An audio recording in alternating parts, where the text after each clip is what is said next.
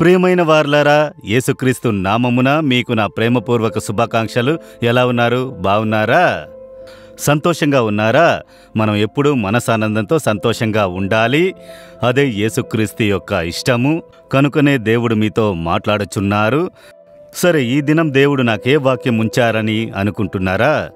1 కొరింథీయులకు 9వ అధ్యాయము 24వ వచనము, మీరు బహుమానము పొందునట్లుగా పరుగెత్తుడి అని దేవుడు చెబుతున్నారు.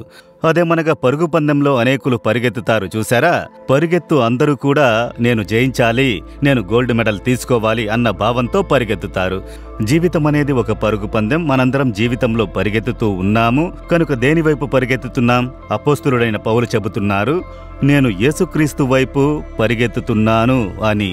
వెనుకున్నవి మరచి ముందున్న వాటి కొరకు యేసు నాకు నియమించిన బహుమానమును పొందునట్లుగా పరిగెత్తుతున్నానంటున్నారు. మన కన్నులు యేసు మీద ఉంచి ఆయన వైపు మనము పరిగెత్తాలి. ఎందుకంటే మన ముగింపు ఎక్కడా? ఒక పరుగు పందెంలో పరిగెత్తేవాని కన్నులు దేని మీద ఉంటాయి? నేను విజయంతో పరిగెత్తి ముగించాలన్న వాటి మీదనే ఉంటాయి. కనుక మన ముగింపు ఎక్కడంటే పరలోకంలో. ఈ లోకంలో పరిగెత్తుతూ ఉన్నాము. ఈ లోకంలో కండ్లు మూస్తే యేసు సమూహంలో కళ్ళు తెరవాలి, పరలోకంలో ఉండాలి. దానివైపు మనం పరిగెత్తాలి.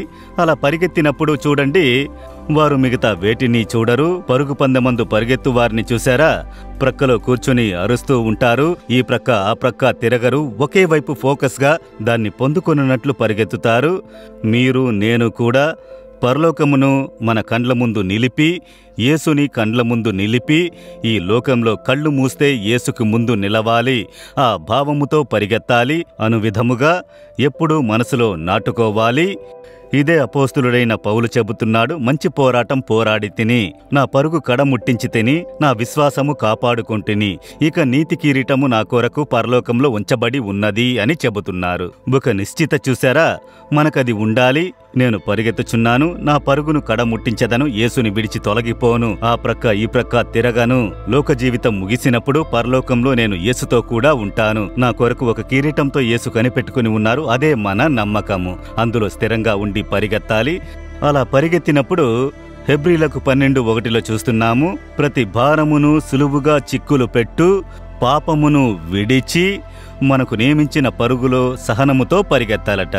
ఒక 100 మీటర్లు పరిగెత్తుచున్నారనుకోండి, వారు ఫస్ట్ వచ్చినా కూడా ట్రాక్ మారితే వారికి కప్పు దొరకదు.